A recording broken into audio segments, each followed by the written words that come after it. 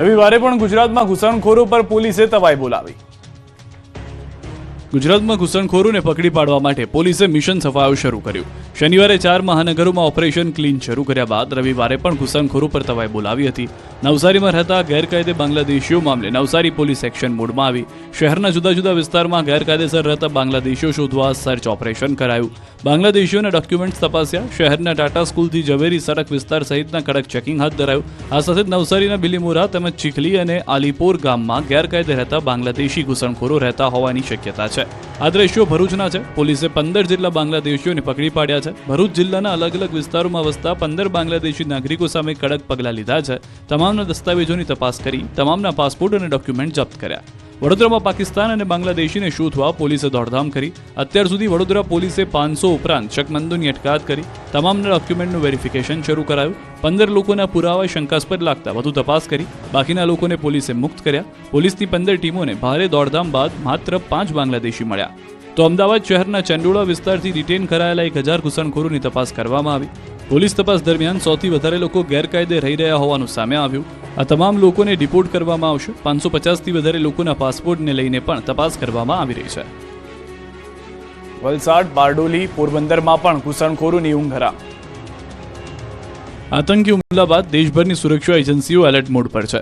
ભારતમાં વસતા પાકિસ્તાની નાગરિકોને દેશમાંથી હકાલપટ્ટી કરવામાં આવી રહી છે। ભારતમાં રહેતા ઘૂસણખોરો અંગે પણ શોધખોળ કરાઈ રહી છે। ત્યારે વલસાડ જિલ્લામાં પણ વસતા ગેરકાયદેસર બાંગ્લાદેશીઓ અને અન્ય વિદેશીઓને શોધવા પોલીસ દ્વારા કોમ્બિંગ કરવામાં આવી રહ્યું છે। જે અંતર્ગત વાપી જીઆઈડીસી અને આસપાસના વિસ્તારમાં પોલીસ દ્વારા કોમ્બિંગ કરાયું હતું। આ દરમિયાન 100થી વધુ શકમંદોની અટકાયત કરવામાં આવી હતી। આ શકમંદોમાં બાંગ્લાદેશી હોવાની પણ શક્યતાને પગલે તમામની એક જગ્યાએ એકઠા કરી તેમની ઓળખ, આધાર પુરાવા સહિત અન્ય જરૂરી દસ્તાવેજોની પણ ચકાસણી કરવામાં આવી હતી। તો સુરત ગ્રામ્ય વિસ્તારમાં પોલીસે મેગા સર્ચ ઓપરેશન કરી અલગ અલગ વિસ્તારોમાંથી 239 જેટલા શંકાસ્પદ બાંગ્લાદેશીઓને ઝડપી પાડ્યા। સુરત જિલ્લા એલસીબી તેમજ એસઓજી પોલીસ દ્વારા તપાસ કરવામાં આવી। જિલ્લા પોલીસની કુલ 12 ટીમો બનાવી કામગીરી કરવામાં આવી। બારડોલી ટાઉનમાં 43, પલસાણામાંથી 55, કડોદરામાંથી 29, કામરેજમાંથી 35, કીમમાંથી 12, કોસંબામાંથી 25, ઓલપાડમાંથી 33 અને માંડવીમાંથી 7 શંકાસ્પદ બાંગ્લાદેશી ઇસમો મળી આવ્યા। વડોદરા રેલવે સ્ટેશને આવેલી હાવડા એક્સપ્રેસ ટ્રેનમાંથી બાંગ્લાદેશી પરિવાર ઝડપાયું। એક મહિલા, 2 નાના બાળકો સહિત 5 જણા ઝડપાયા। અમદાવાદથી ટ્રેનમાં બેસી કલકત્તા જવા નીકળ્યા હતા। પોરબંદરમાં પણ પોલીસે તવાઈ બોલાવી 7 ટીમો બનાવી ચેકિંગ હાથ ધરવામાં આવી રહ્યું છે। બંદર વિસ્તારમાં આવેલ મચ્છીના દંગાઓ સહિતના વિસ્તારમાં કામ કરતા લોકોના ડોક્યુમેન્ટ ચેકિંગ સહિતની તપાસ કરવામાં આવી છે। આસામ, બંગાળ, કર્ણાટક તથા ઝારખંડ સહિત ડોક્યુમેન્ટ ધરાવતા 29 જેટલા શંકાસ્પદ વ્યક્તિઓના ડોક્યુમેન્ટની વિગતે છાણવટ કરી હાર્બર મરીન પોલીસ સ્ટેશન ખાતે લાવી પૂછપરછ કરવામાં આવી। આતંકી હુમલાને લઈને અમદાવાદવાસીઓમાં આક્રોશ આસમાને। રોડ પર ઉતર્યું અમદાવાદ। પહલગામમાં આતંકવાદી હુમલાને લઈને અમદાવાદીઓમાં આક્રોશ આસમાને છે। અંજલી 4 રસ્તા પાસે લોકો રોડ પર ઉતર્યા હતા। પાકિસ્તાન મુર્દાબાદના નારા લગાવી પાકિસ્તાનના ઝંડા, પેઇન્ટિંગ, પાકિસ્તાન મુર્દાબાદ રોડ પર લખ્યું હતું। અંજલી 4 રસ્તા પાસે પાકિસ્તાન મુર્દાબાદ લખી નોંધાવ્યો વિરોધ। રસ્તા પર ઝંડાનું પેઇન્ટિંગ કરી પાકિસ્તાન નેસ્તું નાબૂદ કરવાનો સંદેશો આપ્યો।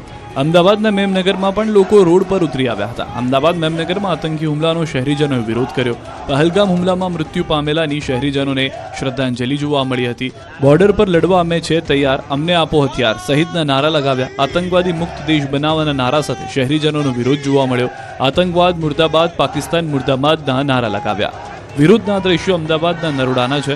નરોડાના વેપારીઓએ દુકાનોને એક દિવસ માટે સ્વયંભૂ બંધ પાડી કેન્ડલ માર્ચ યોજી હતી। નરોડા મુક્તિધામમાં યોજાયેલી આ કેન્ડલ માર્ચમાં અનેક વેપારી અને તુલસી ક્યારો સમૂહ લગ્ન સમિતિના આગેવાનો સહિત સ્થાનિકોએ પણ મોટી સંખ્યામાં ભાગ લીધો હતો। બીજી તરફ નિકોલના સ્થાનિક લોકોએ કેન્ડલ માર્ચમાં લોકો જોડાઈ મૃતકોને શ્રદ્ધાંજલિ આપી હતી। આ રેલી અમદાવાદના દરિયાપુરમાં નીકળી। અમદાવાદના દરિયાપુર તેમજ કાલુપુરના વિસ્તારમાં રેલી કાઢી રોષ વ્યક્ત કરાયો હતો। મુસ્લિમ સમાજ દ્વારા કઢાયેલી રેલીમાં 10,000 કરતાં પણ વધુ લોકો જોડાયા હતા। રેલીમાં પાકિસ્તાન મુર્દાબાદ, આતંકવાદ મુર્દાબાદના નારા લગાવ્યા। આ રેલીમાં વેપારી મહામંડળના પ્રમુખ મેઘરાજભાઈ સહિતના અન્ય વેપારી આગેવાનોનું સ્થાનિક મુસ્લિમોએ પાણીની બોટલ અને લીંબુ પાણી આપી સ્વાગત કર્યું હતું। હિન્દુસ્તાન જિંદાબાદ, પાકિસ્તાન મુર્દાબાદના નારા સાથે સમગ્ર વિસ્તાર ગુંજી ઉઠ્યો હતો। આ તરફ ગોધરા અને જામનગરમાં પણ વિરોધ જોવા મળ્યો। જમ્મુ કાશ્મીરના પહેલગામમાં થયેલા આતંકી હુમલાના વિરોધમાં મોરવા હડફનું સંતરોડ સાલિયા બજાર સ્વયંભૂ બંધ રહ્યું હતું। સ્થાનિક વેપારીઓએ પોતાની દુકાનો બંધ રાખી આતંકવાદ પ્રવૃત્તિને જડમૂળમાંથી નાબૂદ કરવાની માંગણી કરી હતી। બીજી તરફ ગ્રામ્ય વિસ્તારોમાંથી પણ ગ્રાહકોએ બજારમાં ખરીદી માટે નહીં આવી બંધને સમર્થન આપ્યું. બજાર બંધને પગલે સ્વયંભૂ કર્ફ્યુ જેવો માહોલ સંતરોડ બજારમાં જોવા મળ્યો. ઉપસ્થિત વેપારીઓ અને અગ્રણીઓએ પાકિસ્તાન મુર્દાબાદના નારા લગાવી સરકારને પાકિસ્તાનમાં જઈ આતંકવાદીઓને જડબાતોડ જવાબ આપવાની માંગણી કરી હતી. આ તરફ કાશ્મીરમાં થયેલ આતંકી હુમલા વિરુદ્ધ જામનગર વૈષ્ણવ સમાજે કઠોર નિંદા પ્રસ્તાવ બહાર પાડ્યો. ગાદીપતિની અધ્યક્ષતામાં વૈષ્ણવોની ઉપસ્થિતિમાં એક બેઠક યોજાઈ. સમાજની બેઠકમાં આતંકવાદી હુમલાના દિવંગતોને શ્રદ્ધાંજલિ અર્પણ કરી, તેમના આત્માની શાંતિ માટે પ્રાર્થના કરી. મોટી હવેલીના પૂજ્ય વલ્લભરાયજીએ હિન્દુઓને સજાગ થવા આહવાન કર્યું. આતંકવાદ સામે કડક પ્રતિક્રિયાનો વડાપ્રધાનને અનુરોધ કર્યો. ગુજરાતમાં અકસ્માતની વણઝાર, રોડ પર જોવા મળ્યો રફતારનો કહેર. સુરતના રોડ પર ફરી એકવાર કાર ચાલકનો આતંક જોવા મળ્યો. વેસુ વિસ્તારમાં બેફામ જતા કાર ચાલકે રિક્ષાને ટક્કર મારી હતી. દ્રશ્યોમાં જોઈ શકાય છે કે કાર ચાલક ફૂલ સ્પીડમાં જઈ રહ્યો છે, ત્યારે સામેના રોડથી રિક્ષા આવી રહી છે, જેને પાછળથી કાર ચાલકે એવી ટક્કર મારી કે રિક્ષા ફંગોળાઈને BRTSના ડિવાઈડર સાથે અથડાઈ. ડિવાઈડર સાથે અથડાતા રિક્ષા પલટી મારી ગઈ. રિક્ષા પલટી મારતા 1.5 વર્ષનું બાળક બહાર ફંગોળાયું. રિક્ષા નીચે કેટલાક લોકો દબાતા ઈજા પહોંચી. 4ને સિવિલ હોસ્પિટલે ખસેડાયા. 1.5 વર્ષીય બાળકનું કરુણ મોત થયું. પોલીસે બેફામ કાર ચાલકની ધરપકડ કરી. કાર ચાલક રોંગ સાઈડમાં આવતો હોવાના પરિવારે આક્ષેપ કર્યા છે. રોડના રાજા માનતા ટ્રક ચાલકે જાણે પોતાના નામે રોડ હોય તે રીતે જોખમી રીતે ડ્રાઇવિંગ કર્યું. અંકલેશ્વર નજીક NH48 પર 2 પિકઅપ ડાલાએ સર્પાકાર રીતે વાહન ચલાવી અન્ય લોકોના જીવ જોખમમાં નાખ્યા. બંને પિકઅપ ચાલકે હાઈવે પર રેસ લગાવી હોય એવા દ્રશ્યો કેદ થયા. માત્ર 10,000 રૂપિયા માટે યુવકને પટ્ટે પટ્ટે માર્યો. 2 લોકોએ નીચે બેસાડ્યો, પછી 2-3 વ્યક્તિએ કરી લાફાવાળી પટ્ટાવાળી, પછી એક વ્યક્તિએ સોફા પર બેસાડ્યો અને અન્ય લોકો પટ્ટા લઈને તૂટી પડ્યા. પછી સુડાવ્યો નીચે અને 2 પગ બાંધી પગના તળિયે પટ્ટા માર્યા. યુવકને બેરહેમીથી મારના દ્રશ્યો અમદાવાદના છે. વિકી ગેંગના સભ્યોએ યુવાનને માત્ર 10,000 રૂપિયા માટે કંઈક આ રીતે મારી અદમુઓ કરી નાખ્યો. કેટલાક શખ્સો ખુલ્લેઆમ દાદાગીરી કરી હતી. યુવકનું અપહરણ કરીને તેને એક ઘરમાં લઈ ગયા હતા. અહીં 3 થી 4 શખ્સો રીતસરના હત્યારા બની ગયા હોય તે રીતે યુવાન પર તૂટી પડ્યા હતા. 10,000 રૂપિયા જેવી મામૂલી રકમ માટે યુવાનને પકડીને એવો માર્યો કે યુવાનનો જીવ જતા બચી ગયો. યુવક લોકો સામે 2 હાથ જોડી લાચારી કરતો જોવા મળ્યો, આજીજી કરતો જોવા મળ્યો, પરંતુ આવેશમાં આવેલા શખ્સોએ કોઈ વાત સાંભળવા તૈયાર જ ન હોય તેવું દેખાડ્યું. બેરહેમીથી મારનો આ વિડીયો વસ્ત્રાલ વિસ્તારનો હોવાનો દાવો છે. 10મી એપ્રિલ આસપાસનો વિડીયો હવે વાયરલ થયો છે. વિકી ગેંગના સભ્યોની સંડોવણી હોવાની શક્યતા છે. કડીમાં જમીન બાબતે થયું જીવલેણ ધીંગાણું. ખેતરમાં ચાલતા જોરદાર ધીંગાણાના દ્રશ્યો છે કડીના વેકરા ગામના. અહીં સીમમાં કેટલાક શખ્સોએ જમીન બાબતે જીવલેણ હુમલો કર્યો હતો. વેકરા ગામની સીમમાં ધીંગાણું થયું. મનન પટેલ નામના બિલ્ડર અને ભાગીદારોની જમીન હતી. વેચાણ માટે રાખેલી જમીન માથાભારે શખ્સોએ પોતાના નામે કરી લીધી. આ અંગેની જાણ થતાં જમીન માલિકી મેળવવા કડી કોર્ટમાં દાવો દાખલ કરવામાં આવ્યો. મનન પટેલ નામના બિલ્ડર અને ભાગીદારોએ દાવો કર્યો હતો. કોર્ટના હુકમથી જમીનનું પંચનામું કરવામાં આવ્યું. પંચનામાનું બંદૂક રાખી જમીન પચાવી પાડનાર મેહુલ રબારી સહિત ટોળાએ હુમલો કર્યો. લાકડીઓ, ધારિયા અને છરી જેવા પ્રાણઘાતક હથિયારોથી હુમલો કર્યો. જમીન માલિક બંને ભાગીદારોને એવા માર્યા કે હાથ પગ તૂટી ગયા. બંનેના પગ તોડી નાખ્યા અને કમરનો મણકો તૂટી ગયો. શરીર ઉપર પહેરેલા દાગીના અને ઘડિયાળ તોડી નાખી. આ અંગેની મેહુલ રબારી સહિત 15 શખ્સો સામે પોલીસ ફરિયાદ થઈ. જૂનાગઢ પોલીસના જાપ્તામાંથી કેદી મુઠ્ઠીઓ વાળી થયો ફરાર. આગળ કેદી અને પાછળ પોલીસ. ચોર પોલીસ રમત જેવા રિયલ દ્રશ્યો મોરબી પાસે સર્જાયા હતા. જૂનાગઢ પોલીસના જાપ્તામાંથી ચોર ભાગી ગયો હતો. જૂનાગઢની જેલમાંથી કાચા કામના કેદી હરસુખ ઉર્ફે ચુવી કાળુ વાઘેલાને પોલીસ લઈને મોરબી જઈ રહી હતી. જૂનાગઢ પોલીસની ગાડી ગરમ થઈ જતા મોરબી નજીક ખજૂરા હોટલના પાર્કિંગમાં રોકી હતી. હોટલના પાર્કિંગમાં ગાડી હતી ત્યારે કેદીએ ટોયલેટ જવાની ઈચ્છા વ્યક્ત કરી. ત્યારે પોલીસ બાથરૂમ જવા લઈ ગઈ ત્યારે પોલીસનો હાથ છોડાવી કેદી ટોયલેટની દિવાલ કૂદીને ફરાર થઈ ગયો. કેદી મુઠ્ઠીઓ વાળીને ભાગ્યો હતો. બાદમાં પોલીસ તેની પાછળ દોડી હતી. ટંકારા પોલીસને પણ જાણ કરી હતી.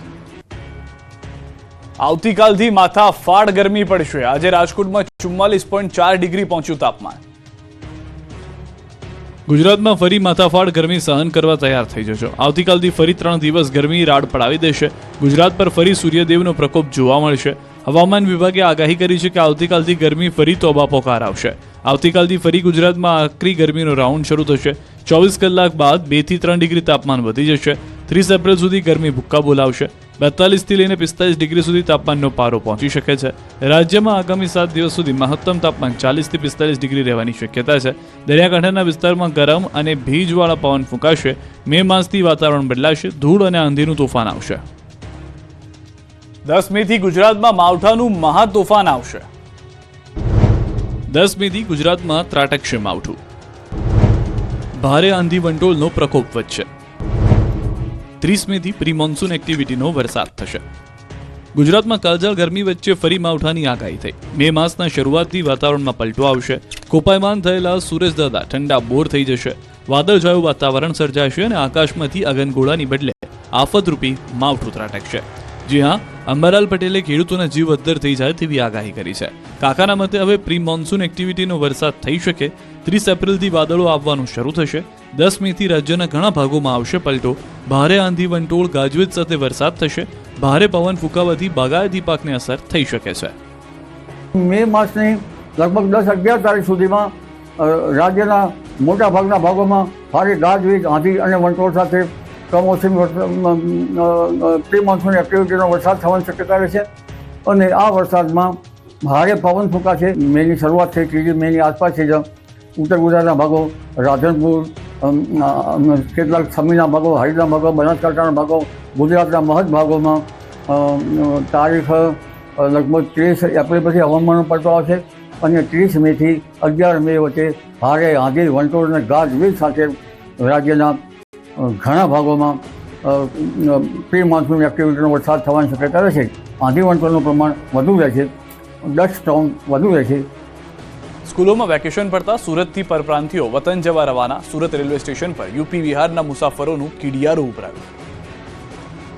સુરત રેલવે સ્ટેશન પર હોળી, દિવાળી જેવા તહેવારો થતી હોય તેવી જ ભીડ જોવા મળી છે. કેમ કે સ્કૂલોમાં ઉનાળુ વેકેશન પડતા સુરતમાં રહેતા પરપ્રાંતિયોએ વતનની વાટ પકડી છે. એટલે સુરતમાં રોજગારી અર્થે આવેલા યુપી, બિહાર સહિતના રાજ્યના લોકોને ઉનાળામાં વેકેશનમાં પોતાના વતન જવા માટે ટ્રેનના અભાવે પશુઓની જેમ મુસાફરી કરવી પડી રહી છે.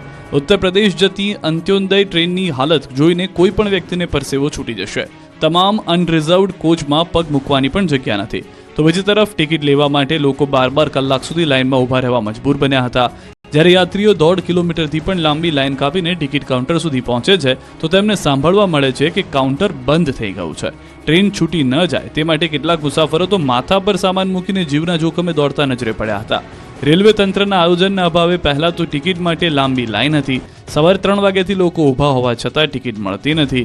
જેમના નસીબ સારા હોય તેમને ટિકિટ મળી ગઈ તો તે પ્લેટફોર્મ પર જવું, લાઇનમાં ઊભા રહેવું પડે અને ટ્રેનમાં બેસવા પણ અલગથી લાઇનમાં ઊભા રહેવું પડે છે. દર વર્ષે આવી જ સમસ્યા થાય છે, જેથી મુસાફરોમાં પણ રોષ જોવા મળ્યો છે. આણંદના કોઠિયા ખાંડ નાની શિરડીના કાર્યક્રમમાં ધારાસભ્ય ગેરહાજર રહ્યા તો પુત્રએ કર્યું ખાતમુહૂર્ત.